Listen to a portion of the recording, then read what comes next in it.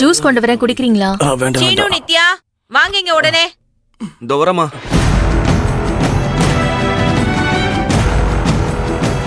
ரத்னா, பீரோல இருக்க பணத்தெல்லாம் எடு. அது எதுக்கு அத்தை? எடு சொல்றேன்.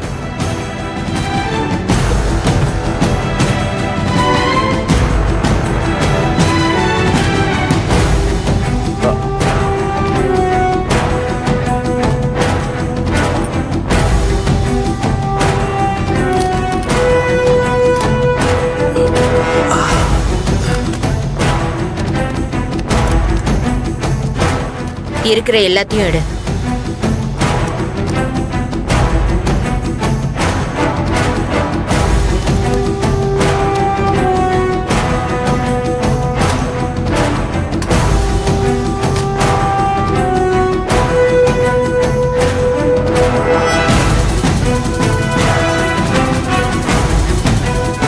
இந்தாங்க அத்தை. நீயே வச்சுக்கோ கையில.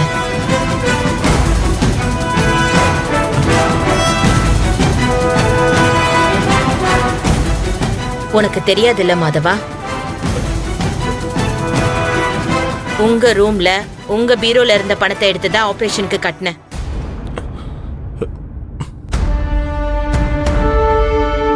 அந்த நேரத்துல எனக்கு என்ன பண்ணணும்னு தெரியல. இந்த பணம் எப்படி வந்ததுன்னு ரத்னா கிட்ட கேட்டா அவளுக்கும் தெரியலன்னு சொன்னா. எனக்கு உன்னை காப்பாத்தி ஆகணும் மாதவா. சரி, இது தெய்வம் காட்டின வழின்னு மனசை இரும்பாக்கிக்கிட்டு இந்த பணத்தை எடுத்து ஹாஸ்பிட்டல்ல கட்டினேன். ஆனா எனக்கு அன்னையில இருந்தே மனசு உறுத்திக்கிட்டே இருக்கு. இவ்வளவு பணமும் நம்ம வீட்லயா இருந்துச்சு, அதுவும் அண்ணன் ரூம்லயா? அண்ணே, ஏதன இவ்வளவு பணம் உனக்கு?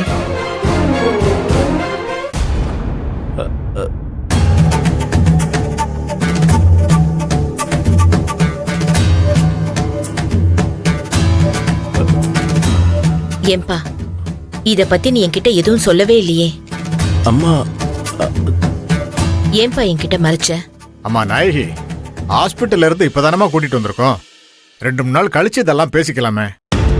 இப்ப அவன் ரொம்ப பேசினான்னா அவனுக்கு பெயின் அதிகமாயிடுமே. அதனாலதான் சொல்றேன்.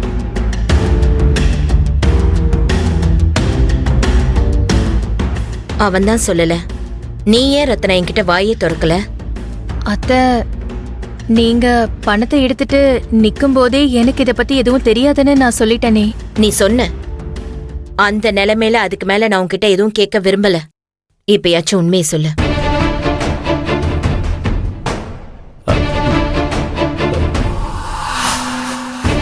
அப்பா, உங்களுக்கு தெரியுமில்லப்பா?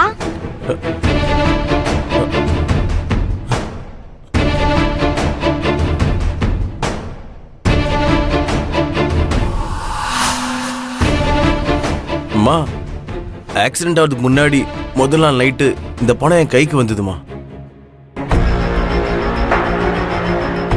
நான் கிளம்பும் போது வெளியே எங்கேயும் போவாத மாதவன் சொன்னீங்களேம்மா, பார்ட்டி வெயிட் பண்றாங்கன்ட்டு போனேனே, அவங்களோட பணம் தாம்மா இது. அன்னைக்கு மீட்டிங் முடிச்சுட்டு அவங்க சொன்ன ஆள்கிட்ட பணத்தை எடுத்து கொடுக்கறதுக்காக வீட்டுக்கு வரும்போது தான் ஆக்சிடென்ட் ஆயிடுச்சுமா. மாதவா. ஐயோ அண்ணா, என்னாச்சுண்ணே? ரொம்ப வலிக்குதானே? வலிக்க ஆரம்பிச்சிச்சு. அப்படின்னா நீ எதுவும் பேச மாட்டானே, ரெஸ்ட் எடுத்துக்கண்ணே. மா, எது வந்தாலும் அப்புறம் பேசிக்கலாமா?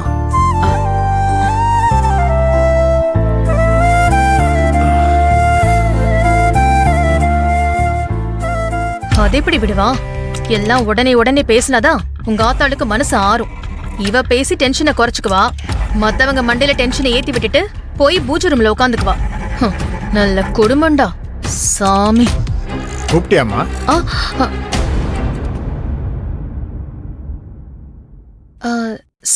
சாமிதான் அத்தை. சாமிதான் உங்க பிள்ளை இந்த பணத்தை கொடுத்து காப்பாத்தி இருக்கத்த. எப்பவுமே தெய்வத்தை நம்பி கும்பிடுற நீங்க ஏன் இந்த பணத்தை தெய்வம் தான் கொடுத்துச்சுன்னு நம்ப மாட்டேங்கிறீங்க?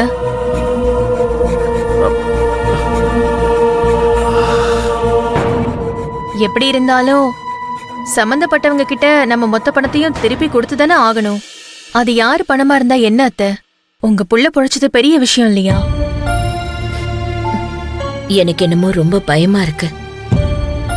நித்யா, சீனு, மா நடக்க கூடாதெல்லாம் நடந்துட்டு இருக்கு. நீங்க 2 பேரும் கொஞ்சம் கவனமா இருந்துக்கோங்க.